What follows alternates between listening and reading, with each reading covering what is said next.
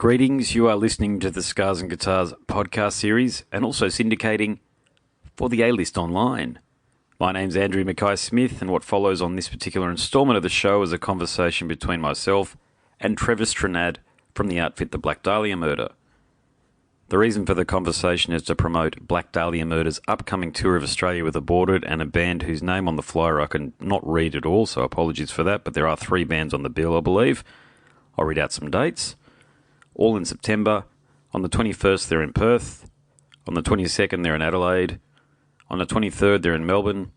On the 24th, Hobart. On the 25th, Newcastle. The 26th, Canberra. The 27th, Sydney. And finally, on the 28th, they're in Brisbane at Crowbar. So let's have a listen to what Trevor has to say. Here we go. How's things been going for you, mate? You must be looking forward to this tour down here. You've got a lot of fans down here. I'm sure you are aware of that. Yeah, man, I'm looking forward to it immensely. We've had a great time out there so far. This will be really cool to be out there with Aborted. They're old friends of ours, and yeah, man, I'm immensely looking forward to it. It's been a busy season for us. I can imagine, mate, and I had a good chat to Swen, actually, from Aborted, so it's a heck of a double bill. Who organises these things? Is this Dicey and Soundworks that reach out to you and says, hey, look, I'm looking at pulling you guys together and doing I think you're doing 6 or 7 shows down here. So how did the partnership with Swen and Aborted come about? Yeah, it was definitely a Soundworks idea. And, we've been dealing with them for a long time. We consider them really good friends. So, this is just gonna be like a family affair with Aborted, hanging out with them every day and being on the planes with them and stuff. So should be cool. Yeah. So Nightbringers, I take it that a lot of well, actually I wouldn't say that, but that's your most recent album. Has that done for you what you wanted to do for you? Because I noticed that it's the highest charting album, or second highest charting album for you in the US, and the highest charting album for you in Germany, I think. Yeah, man, it's actually exceeded our expectations, and I think we're at, just still riding the wave of excitement. Trying to take every opportunity to tour that we can, that this is, made possible. And I think, we're going to end up touring on this a little bit longer than we normally would. I think that we'll still see an album coming out next year, but not quite as early as normal for us. Yeah, okay. What's the songwriting process like with you guys? Is it a fairly typical scenario where someone does a lot of the work at home on a DAW and then sends it out via the cloud to the rest of the band members? Or can you talk me through how you guys write music? Yeah, it's definitely individual like that now. I mean, we don't really practice together like a normal band anymore. We'll have a few practices. We'll meet up before we go on a tour for a couple days, but typically, man, it's all just homework, So, it'll be either guitar player will write a song or a piece of a song and send it to us, and we'll all kind of like have our 2 cents about it or whatever.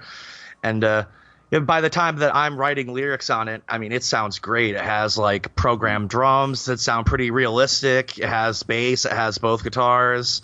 So, it's starting with a pretty high quality product compared to like the shitty boombox recordings we did back in the day in the early records. You know what I mean? And, there's something to be said, though. Like, I kind of miss that group aspect of writing, when we were all together. But at the same time, that got kind of messy, too. You have the whole band together sitting in one room and you're just like, hey, everybody, let's make a new song. And, it's just not that easy with 5 different opinions going on, Yeah, no, I understand. And you've had quite a partnership with Brian over the years, haven't you? So you've been in Forces now. If you've been keeping count, mate, I wouldn't say it's almost 20 years, but it's certainly well over 15 years. But it's getting there, man. It's getting there. Did you think you'd be playing this brutal music? And you've made a career out of it, it needs to be said, so congratulations on that. But did you think you'd be making this brutal music well into your 30s like you have been? No, I mean, I could have only dreamt such a thing, really. All I wanted to do was get one record out, on a decent label and just like be like, cool, I did it. I put out an album, that people can listen to and get reviewed or whatever, and it's gone so far beyond that, man. This thing has just snowballed. It just keeps getting bigger and bigger, man. It's like a slow climb, and we've been very lucky. And, 8 albums in, man, I would have never guessed this, never ever. And the other partnership that you've had for about as long there is with Brian and Metal Blade. So tell us about that. Is that a partnership that you think will continue to foster great death metal and heavy music well into the future for you? Yeah, man, I can't personally see us going anywhere else. I mean, we've re-signed with them now a couple different times, and they've just always put so much energy into our band. Since day one, I think Slagle saw something special in the band, and I think he took a liking to me and Brian. I think he saw himself a bit in me, kind of being like a total nerd for music, and trying to know every band, and just. So I think we kind of connected on that level, and he saw how hungry we were to get out there and tour, and we've made good on our promise, man. We've been going hard ever since. What do you like about the current heavy metal scene? I just call everything heavy metal these days, so bear with me when I say that. I know there's a million subgenres these days, but do you think we're in a healthy space? I do. I think that the music industry, you can say what you want about it. It's definitely in a shift right now, but I think that the underground itself is in an awesome place. I think there's tons of bands from all walks, from extreme on down of metal. I think that we've been very fortunate to be in a kind of upswing for death metal. You know what I mean? You look at like Cannibal Corpse and what they had gone through, before we'd come around. And, metal's popularity rises and falls in the States here, every few years, it seems like. But, we've been kind of riding this upswing, I think, and we've just been very fortunate, man. Like at the end of the 2000s, I think death metal had a kind of rough time and a somewhat of a dip in popularity, but it's definitely come back in such a big way. I think it's everywhere. It's the music of the youth, and now I think it kind of it also kind of reflects the turbulence of the times. There's a lot of turbulence with Trump being in office here, and. I think that it definitely has people reaching for that kind of music. I think it's a cathartic and healthy release for people. I think Jamie Jaster's alluded to that a few times, actually. When Reagan was in power, of course, metal enjoyed a bit of a high watermark, and now that Trump's back in, the same thing's happening. But look, I'm also old enough, because I'm in my 40s, to remember when heavy metal, like in the late 90s, after Metallica released Load, it was a dirty word. You couldn't even go into, I suppose, Sam Goody's? Is that the records chain that used to be in the States? Right, yeah, that's right. You couldn't walk into it and buy a heavy metal album except for some Metallica albums or Megadeth albums or what have you. But I think after the turn of the millennium, with yourselves, Job for a Cowboy and a whole host of European artists coming back out, it sort of enjoyed a second coming or a second wind. So do you feel as though you're a part of that? If you look over the history of death metal, when you look at the high watermark that was achieved with Deicide, Obituary, Cannibal Corpse, and of course the Great Morbid Angel, but do you see yourselves as part of a second wave, if you like, of popularity? Yeah, man, I'd like to see us as that. And I mean, there's all kinds of different categories people lump us into. You know what I mean? You could say that we're part of the new wave of American heavy metal that kind of came out at that early 2000s time.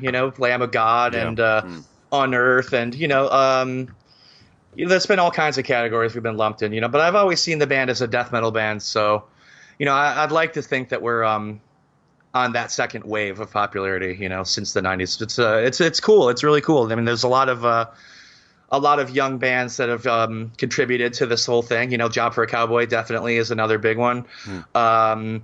They've kind of fizzled out by now, sadly. But they were awesome as hell, man. But yeah. So you okay? So we mentioned Job for a Cowboy. Okay, they were a part of that other wave, and it fizzled out. To your point, but you guys have survived. So what do you put that survival down to? I know that you're very committed. You're articulate, and you're no doubt very professional in your business dealings, but a lot can bloody go wrong nonetheless. So what do you put your success otherwise down to? I think it's a lot of things, man. It's kind of the oddball personality of the band, I think. Me with big glasses, and especially when we came out and I had short hair and just looked like a serial killer pretty much. I think that just spoke to people, just seeing somebody like it was blue collar, you know what I mean? Just regular dudes in our regular clothes playing metal. And, and the Big Four was kind of our influence for that kind of style. You know what I mean? You're not like dressing up in something to go on stage, you just wear your clothes. And they were always wearing, they weren't ashamed to like punk. And then, we come from a punk background too. And I don't know. I just think we've been crossing a lot of lines, I think people wanted to kind of put us in a box, but we just crossed so many lines. And I think that we appeal to a lot of different walks of the underground because of it. You know what I mean? Out at a Dahlia show, I see so many different kinds of people out in the crowd, long hair, leather clad dudes from the more old school walk to punk rock kids, deathcore fans, hardcore kids, metalcore, just everything in between, man. And they'll all get in a fight with each other about what genre we are, you know what I mean? But I think this 20-year genre fight has kind of kept us alive and kept us going, you know what I mean? It's good to be all things to all people, really, isn't it? People don't like that, but I think you've managed to do that in your own way and forge your own lane. So that'll be a good question for you. Yeah, for sure. I think in a way that has kind of helped us transcend this glass ceiling of death metal that we imagined for ourselves long ago. You know what I mean? And we've just been able to break boundaries and do a lot of things that I don't know. You know what I mean? Like I just see us as a kind of misfit band. So it's like we don't belong anywhere, but maybe we belong everywhere. You know what I mean? Who knows? So just talking about then the show that you're bringing down to Australia, do you have to keep in mind that you've got so many different fans from different heavy metal walks of life, so to speak, and put on a show that represents all eras or episodes of the band's career, or do you guys just do whatever the hell you like, and if people like it, they like it? It's a little bit more from column B, I guess, but we try to represent everything we've done. We'll always be playing old songs, and we realize what songs people consider to be classics, and we try to play to that a little bit. But, we're always putting in a lot of new stuff, too, lately in the last few years. There's something really satisfying about playing new material, and it's kind of like a sadomasochistic thing. I feel like we get more technical and the music gets more difficult with every record. But then somehow playing that live and achieving it is like more satisfying. You know what I mean? So it's like but I mean, we play for an hour and 20 minutes now. That's a ton of 3-minute songs. So it's a long even time, if even if we did cram the entire new record in there, that's only about 31 minutes. You know what I mean? So that leaves lots of room to touch on all different eras and stuff like that. You know what I mean? But honestly, we don't know as many of the old songs as I wish we did. I mean, there's just like having different members come in, you know what I mean?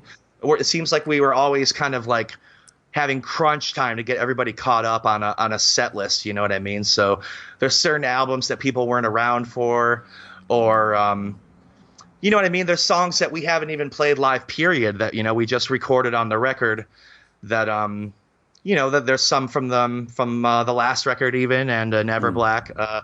This album, we have been playing the entire thing. Okay. But, it's kind of sad to see some songs get shelved, but now we have so many songs to pick from, and people have their favorites, man. It gets complicated, Yeah, I can understand that. And I was talking to Frost from Satyricon, and he mentioned that when they play some of the older stuff from Nemesis Divina back, they get blank looks from the crowd, which astounds me because, as I say, because of my age, that's my era, that 90s Oh, era, yeah, me too. Divina. Oh, dude. That song where he pulls out the sword, dude. Yeah. That's the best. First song, pulls out the sword in the song. So hard. Well, he's saying that some of the, and I assume it's younger people in the audience, I could be wrong, but I think that's what he was alluding to. When they play some of this older material, they get blank stares. And would your first material, so Unhallowed, and even before that with some of the demos and EPs, What a Horrible Night to Have a Curse, EP, that sort of thing. If you're going to pull out that sort of material, you'd have to think that there'd be some 17 and 18-year-olds in the crowd that'd be thinking, great, what's this new song? Oh, for sure, dude. Especially if we touched on the demo, because we've always been trying to kind of bury that one in the past. we were in kind of a different form as a band then. You know what I mean? It's not our proudest moment, I would say, but yeah, if we busted out some of those songs, I think the entire crowd pretty much, except for maybe one person, would be like, oh, what the hell is this? You know what I mean? So I've seen it go both ways. You know, sometimes we play old stuff and people scratch their heads. And then sometimes we play new stuff and they scratch their heads. You know, it seems to take people like 2 years to catch up to the last album that you put out, kind You're of. spot you know? on. Yeah, like, you're bang like on. we're kind of like operating too fast. You know what I mean? Like by the time, you know, you're caught onto one record, the next one is out. So it's like it's interesting, you know. It's kind of like a weird sociology in some way, you know, just kind of seeing what they react to, and you know, it's definitely an experiment. All right, mate, I better let you go. I know you've got another 3 hours of these conversations coming yeah, up. baby, So. I got the marathon, dude. Well, I hope we treat you well, mate, because as I said at the beginning of the conversation, a lot of people are looking forward to you coming down. So congratulations on an outstanding career, and also for the way that you've carried yourself through your career too. I've admired that, and good luck on the Australian tour. Dude, thanks a lot, man. Thanks for so many kind words, and hopefully we can have a beer out there. Oh, it'd be nice, mate. Believe me. Like I mentioned earlier with kids, mate, I barely ever get to go out, but your one show I'd love to catch up and watch, that's for sure. So hopefully I'll get to do that. Right on, man. Good luck with the little ones, dude. Thanks, brother. No worries. All the best. Take care. Thanks, mate. Bye. You have been listening to the Scars and Guitars podcast and also syndicating for the A-List Online. My name's Andrew Mackay-Smith, and that was a chat between myself and Trevor Strnad from the outfit Black Dahlia Murder. Thanks so much for listening.